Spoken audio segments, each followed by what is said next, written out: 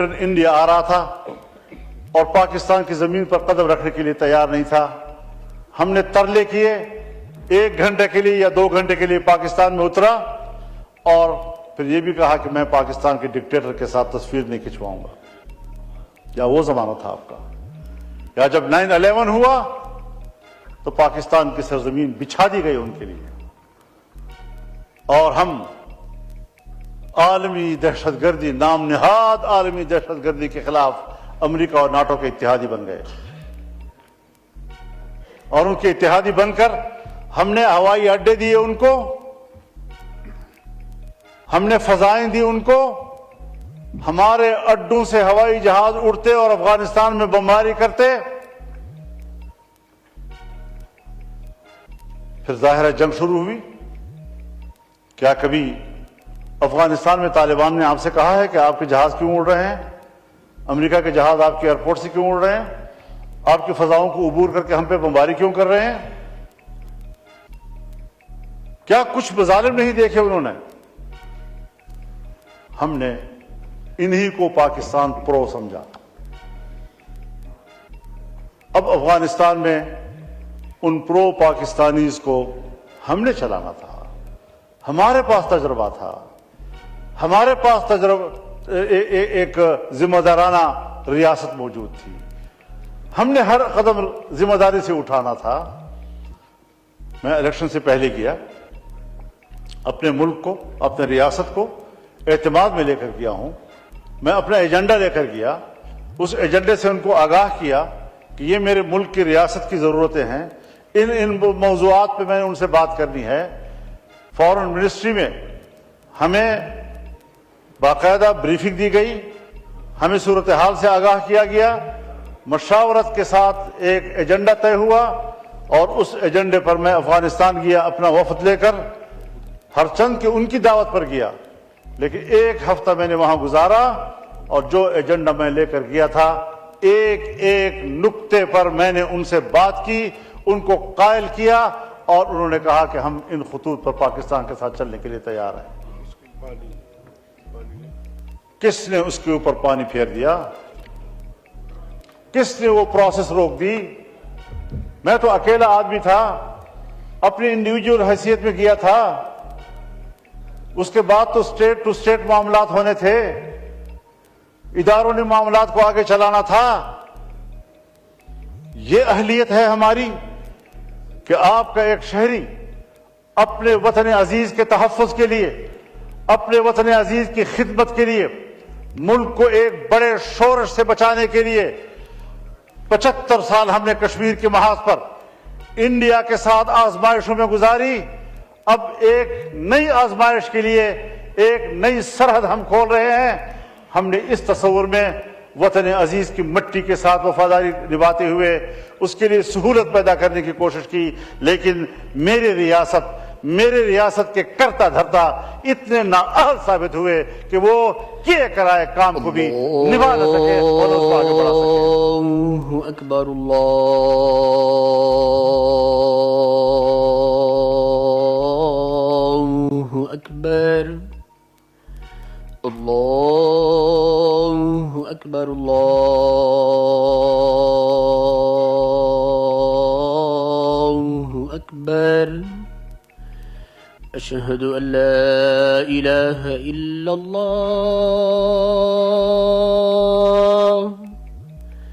अशहदु अल्ला इलाहा इल्लल्लाह, अशहदु अन्ना मुहम्मद रसूलुल्लाह, अशहदु अन्ना मुहम्मद रसूलुल्लाह। हय्या अलस सलाह,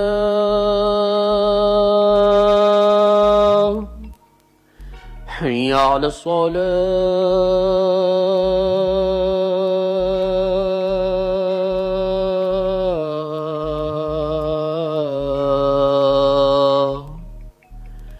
हय्या अलल फलाह, हय्या अलल फलाह।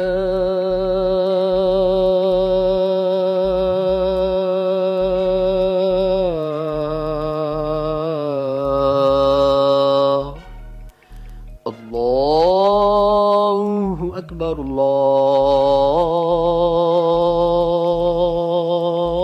الله أكبر لا إله إلا الله.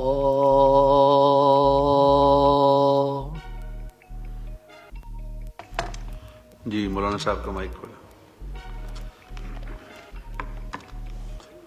جناب اسپیکر، میں آپ کی وساطت سے ایوان کی توجہ اس جانب مبذول کرانا چاہتا ہوں کہ ملک کو مزید آزمائشوں کی طرف نہ دھکیلا جائے. یہ ملک نئی آزمائشوں کا متحمل نہیں ہے. پالیسیاں سیاستدانوں کے حوالے کی جائیں، مذاکرات کا راستہ اختیار کیا جائے، غلط فہمیاں دور کی جائیں. ہر قدم جنگ کی طرف بڑھانے کی بجائے ہماری شناخت یہ ہونی چاہیے کہ ہمارا ہر قدم امن کی طرف بڑھ رہا ہے.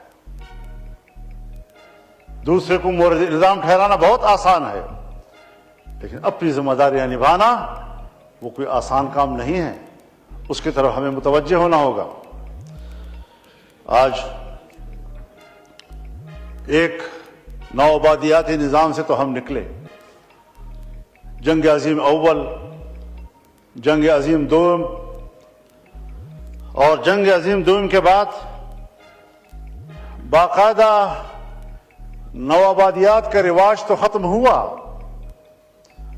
لیکن عالمی قوتوں نے ترقی پذیر ممالک اور غریب ممالک کو غلام بنانے کا ایک نیا طریقہ نکالا. ان کو سیاسی لحاظ سے غلام بنانا، ان کو اقتصادی لحاظ سے غلام بنانا، انہیں دفاعی لحاظ سے غلام بنانا، یہ ان کا وتیرہ رہا. ہمارے فیصلے سلامتی کونسل میں ہوتے ہیں، بین الاقوامی انسانی حقوق کنونشن میں ہوتے ہیں، اقوام متحدہ کی انسانی حقوق کمیٹیوں میں ہوتے ہیں، اور اگر وہ ایک فیصلہ کر لیں تو پھر ان کا فیصلہ ہمارے ہاں مؤثر ہوگا اور ہمارے اپنے ملک کا آئین اور قانون غیر مؤثر ہو جاتا ہے. کیا یہ حقائق نہیں ہے؟ ہماری معیشت بین الاقوامی اداروں کے حوالے کر دی گئی ہے. آج ہماری معیشت کو IMF کنٹرول کرتا ہے، FATF کنٹرول کرتا ہے، دوسرے قرضے دینے والے ادارے کنٹرول کرتے ہیں. ہمیں ایک طرف قرض میں جکڑا جا رہا ہے اور دوسری طرف ہم پر پریشر ڈالے جا رہے ہیں. آئے روز IMF کا وفد آ رہا ہے اور پھر ہمیں بلا رہا ہے، اور اب تو IMF اس حد تک آگے چلا گیا کہ وہ حکومت سے بات کرنے کی بجائے وہ عدلیہ سے مل رہا ہے اور عدلیہ سے بات کر رہا ہے. IMF کا ہمارے ملک کے عدلیہ سے کیا سروکار ہے؟ ہمارے ملک میں آج IMF آ رہا ہے اور سپریم کورٹ بار ایسوسی ایشن کی قیادت کے ساتھ مل رہا ہے. بار ایسوسی ایشن کے ساتھ IMF کا اور FATF کا کیا تعلق ہے؟ کیا تحفظات ہیں اس کے؟ اور پھر اس کی پاداش میں ہم ادارے بناتے ہیں، احتساب کے ادارے بناتے ہیں، نیب کے ادارے بناتے ہیں، FIA کو متحرک کرتے ہیں، اور سارا بوجھ ان کا دو طبقوں کے اوپر آتا ہے.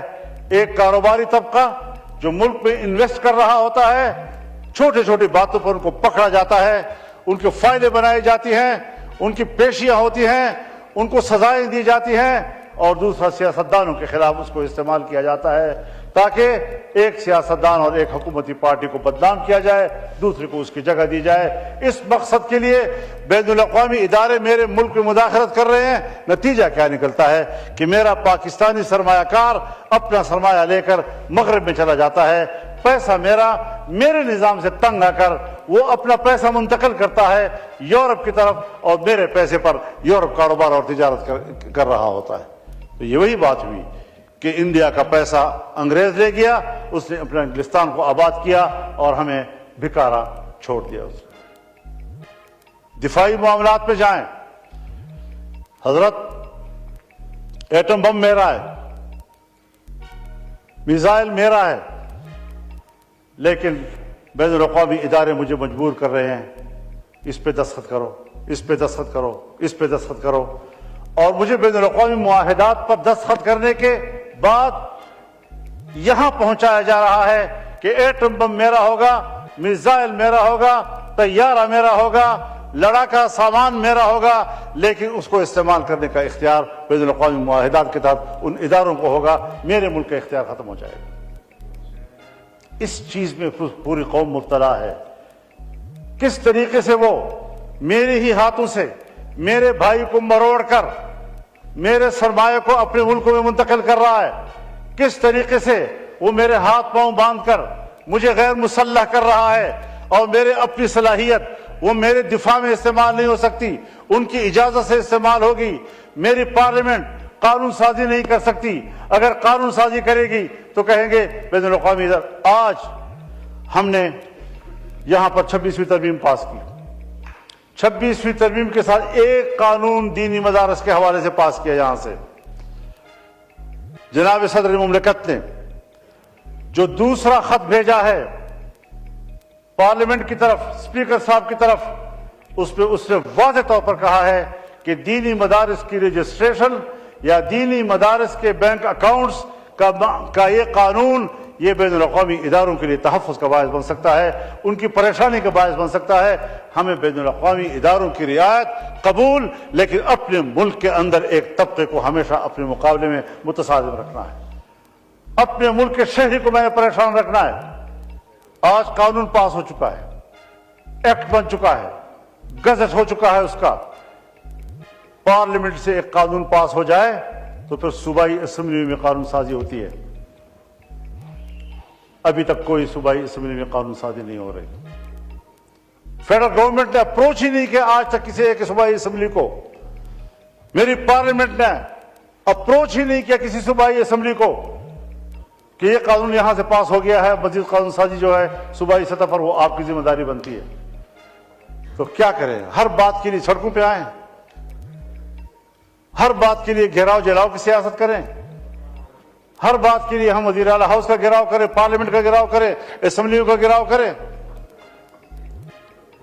اسی لیے آپ نے قوم کو چھوڑ دیا اور اپنے ملک کو چھوڑ دیا ہے۔ اور آج ٹرمپ صاحب آئے ہیں، آتے ہی غزہ ہمارا ہے، غزے پہ ہم تعمیر کریں گے، غزے کے رہنے والوں کو اردن بھیج دو، مصر بھیج دو، وہاں آباد کر دو۔ ٹرمپ صاحب آپ ہوتے کون ہیں؟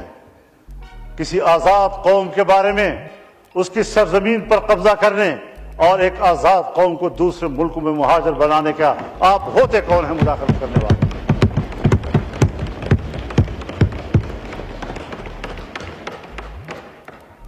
آپ کا کٹھ پتلی 15 مہینے فلسطینیوں کا قتل عام کر کے انسانی جرم کا مرتکب ہوا ہے۔ اگر صرف 2-3 شہروں میں فوجی کارروائی کے نتیجے میں قتل ہونے والوں کے پاداش میں صدام حسین کو لٹکایا جا سکتا ہے، تو اس پاداش میں جہاں نیتن یاہو کو سرعام پھانسی ملنی چاہیے تھی، آج امریکہ فلسطینیوں کے خون پر ان کو سپورٹ کر رہا ہے۔ بنیادی بات یہ ہے کہ جنگ عظیم اول کے بعد جب دنیا میں یہودی دربدر ہو گئے اور جرمنوں کے ہاتھوں پٹ گئے، تو اس زمانے میں لیگ آف نیشنز، اقوام متحدہ نے قرارداد پاس کی کہ ان دربدر شدہ یہودیوں کو جگہ دینا، ان کو اثر نو بسانا، یہ بین الاقوامی ذمہ داری ہے۔ بین الاقوامی ذمہ داری قرار دے کر صرف فلسطین کی سرزمین کو اس کے لیے کیوں خاص کیا گیا؟ تمام ملکوں سے کہا گیا کہ جہاں جہاں پر کوئی یہودی بستا ہے اپنے ملک میں ان کے لیے جگہ دو۔ کیوں کسی ملک نے ان کو جگہ نہیں دی اور سب کو اکٹھا کر کے فلسطین کی سرزمین میں لایا گیا؟ قرارداد میں کہا گیا ہے کہ کسی شہری کو، کسی یہودی کو جبراً کہیں آباد نہیں کیا جائے گا۔ قرارداد میں کہا گیا ہے کہ کسی سرزمین پر سرزمین والوں سے پوچھے بغیر جبرن ان کو آباد نہیں کیا جا سکتا. یہودیوں کو بھی جبرن لا کر آباد کیا گیا, فلسطینیوں سے بھی جبرن زمین لی گئی اور وہاں ان کو آباد کیا گیا. قرارداد میں کہا گیا ہے کہ فلسطین اوور پاپولیٹڈ ایریا ہے, یہاں مزید کسی کو آباد کرنے کی گنجائش نہیں ہے. اس کے باوجود اوور پاپولیٹڈ ایریا پر ان کو آباد کیا گیا. قرارداد میں کہا گیا ہے کہ فلسطین معاشی لحاظ سے انتہائی کمزور ہے, اس پر مزید بوجھ نہ ڈالا جائے. اس معاشی لحاظ سے کمزور ترین ملک پر اتنے بڑے یہودی آبادی کا بوجھ لا دیا گیا, اور آج تک یہ صرف بوجھ ہی نہیں بلکہ ان کی پیٹھ میں گھونپا ہوا چھرا ہے, خنجر ہے, جو آج بھی ہمارے جسم کو چھو رہا ہے اور ہمارے جسم سے لہو بہہ رہا ہے. تو جناب اسپیکر, ہم کیا دوبارہ نوآبادیات کی طرف جا رہے ہیں؟ مجھے معاف فرمائیے, یہ ہاؤس ہے میرا, میں اس پہ بات کرتا ہوں. جو کچھ پاکستان کے بارڈرز پہ ہو رہا ہے یہ آج سے نہیں ہو رہا, 40 سال سے ہو رہا ہے. اور اگر 40 سال کا آپ عرصہ نہ گنے تو گزشتہ 20 سال سے ایک ہی علاقے پر جنگ فوکس کی گئی ہے. اتنی طویل جنگ ایک ہی علاقے پر فوکس ہونا یہ جغرافیائی تبدیلیوں کی نشاندہی کرتا ہے. اور یہ وہ منطقہ ہے, پہاڑوں کا یہ وہ منطقہ ہے جو عالمی جنگ کا سبب بنا ہے. یہاں روس آیا, امریکہ نے پوری قوت استعمال کی دریائے آمو سے پیچھے بھگانے کے لیے. یہاں امریکہ آیا یہاں کی معدنیات پر قبضہ کرنے کے لیے, افغانوں نے لڑ کر ان کو نکال دیا. آج چائنا کی بھی خواہش ہے کہ میری رسائی افغانستان تک ہو سکے. افغانستان اور ہمارے فاٹا کے علاقوں میں اور خیبر پختونخوا کے علاقوں میں 2 قسم کے معدنیات ہیں. ایک وہ معدنیات جس کے ساتھ عام لوگوں کی معیشت کا تعلق ہے, گیس, کوئلہ, تیل, چاندی, سونا, کاپر وغیرہ وغیرہ. کچھ وہ پتھر بھی ہیں کہ جو خلا میں جانے والے راکٹوں اور میزائلوں میں استعمال ہوتے ہیں, جو 450 کی ہیٹ پر بھی تحلیل نہیں ہوتے. اس سے الٹا جائیں تو اتنی ہی سخت سردی میں بھی وہ منجمد نہیں ہوتے. اس کی ضرورت امریکہ کو بھی ہے, اس کی ضرورت چائنا کو بھی ہے, اس کی ضرورت رشیا کو بھی ہے. وہ ان علاقوں تک پہنچنا چاہتے ہیں اور ہمارے ان وسائل پر کہ جن کے ساتھ بڑی قوتوں کے مفادات وابستہ ہیں, جو ان کے میزائلوں میں استعمال ہوں گے, جو ان کے راکٹوں میں استعمال ہوں گے, اور اس کے لیے وہ تگ و دو کر رہے ہیں کہ کس طرح اس علاقے پر اپنا ہاتھ مضبوط کر لیں.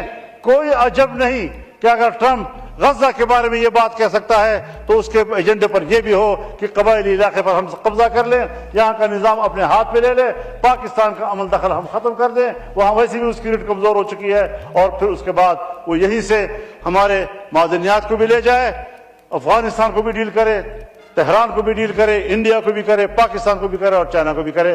یہ جغرافیائی تبدیلیاں, ان کے خطرات میں محسوس کر رہا ہوں.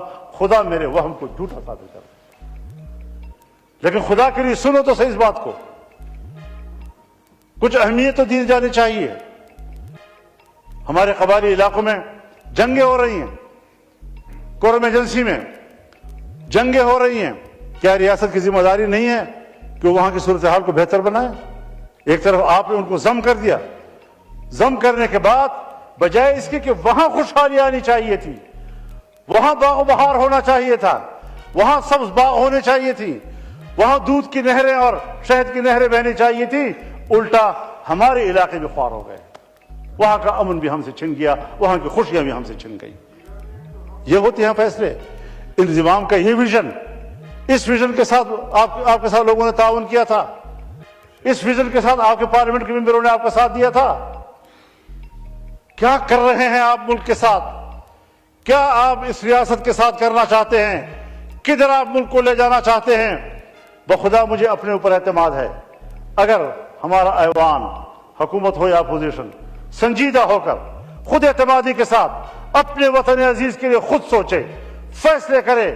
ویژن موجود ہے، دلیل موجود ہے، رائے موجود ہے، تحقیق موجود ہے. ہم اس ملک کو بہتر چلا سکتے ہیں. دیکھیں کیوں ہم اس حد تک گر چکے ہیں کہ ہم ایک قلم اٹھاتے ہیں تو اس کے لیے بھی ایک اشارے کے محتاج ہوتے ہیں. کہ کسی لمحے ہمارے ضمیر پر کچھ گزرتی ہے یا نہیں گزرتی. تو یہ وہ ساری صورتحال ہے. حضرت میں آپ کو بتاؤں، جناب اسپیکر، ہاؤس کے نوٹس میں آ جانے چاہیے. 1 سال کے اس پورے عرصے میں باجوڑ، جہاں سے ہم اپنی پارٹی کے 90 لاش اٹھا چکے ہیں، 90 جنازے بیک وقت. روزانہ ہمارے 2-2 3-3 جنازے اٹھ رہے ہیں ہر ایجنسی سے، اور لڑائیاں بھی جاری ہیں. ہر جرگہ میرے پاس آیا ہے. باجوڑ کا جرگہ میرے پاس آیا ہے، محمد کا جرگہ میرے پاس آیا ہے، افریدیوں کا جرگہ میرے پاس آیا ہے، شنواریوں کا جرگہ میرے پاس آیا ہے، اورنگزیب کا جرگہ میرے پاس آیا ہے، کرم کا جرگہ میرے پاس آیا ہے، وزیروں کا جرگہ میرے پاس آیا ہے، داور کا جرگہ میرے پاس آیا ہے، مسعودوں کا جرگہ میرے پاس آیا ہے. ایک ایجنسی ایسی نہیں رہی کہ جن کے لوگ جرگہ لے کر میرے گھر نہ آئے ہوں. ایک ہی بھیک مانگ رہے ہیں کہ ہمیں امن دو. آپ بتائیں میں کہاں سے امن دوں؟ پارلیمنٹ کی نہیں سن رہا کوئی، تو میرے ایک آدمی کی کیا سنے گا؟ فضل الرحمان کی کون سنے گا؟ ابھی پشاور میں تمام قبائل کا جرگہ ہوا، ایک ہی بات کر رہے ہیں کہ خدا کے لیے ہمیں امن دو. ہم دربدر ہو چکے ہیں. 2010 سے وہ لوگ مہاجر ہیں، اپنے ملک کے اندر مہاجر ہیں، بھیک مانگ رہے ہیں. وہ قبائل جو اپنی روایات رکھتے ہیں، جن کی خواتین گھروں سے باہر نہیں نکلتی، آج وہ گلی کوچے میں بھیک مانگنے پر مجبور ہو گئی ہیں. تمہیں اپنے پشتونوں کے اور ان کی روایات کے، ان کی عزت کا کوئی لحاظ نہیں ہے؟ تمہیں اپنے بلوچوں کی عزت کا کوئی لحاظ نہیں ہے؟ حوالے کرو صحیح لوگوں کے، تاکہ معاملات بہتری کی طرف جانا شروع ہو جائیں. ہم ملک کے لیے سب کچھ قربان کرنے کو تیار ہیں، ہم پوری طرح تعاون کرنے کے لیے تیار ہیں، لیکن معاملہ پارلیمنٹ طے کرے گی. یہ سیاستدان طے کریں گے، یہ فیصلہ کریں گے کیا کرنا ہے، کدھر جانا ہے. اعتماد کرو اپنے ملک کے لوگوں پر، سویلینز پر، سویلین قیادت کے اوپر ہمیں اعتماد کرنا چاہیے. ملک کے ماحول کو ہمیں تبدیل کرنا چاہیے، ورنہ پھر یہی ہوگا کہ آئے روز پارلیمان میں بھی ہنگامہ آرائی، نہ کوئی مشترکہ سوچ، نہ کسی مسئلے پر سنجیدہ ڈیبیٹ، نہ کوئی معاملہ فہمی، نہ ہم اس کی طرف آگے بڑھ سکیں گے. جناب اسپیکر، عذراہ کرم، میری گفتگو کو اپنے بوجھ نہ سمجھیے، بلکہ ذرا سنجیدگی سے ان سارے چیزوں کو لیجئے. میں درد دل سے باتیں کر رہا ہوں اور آپ کے نوٹس پہ لانا چاہتا ہوں، شاید کہ اتر جائے تیرے دل میں میری بات. خدا حافظ.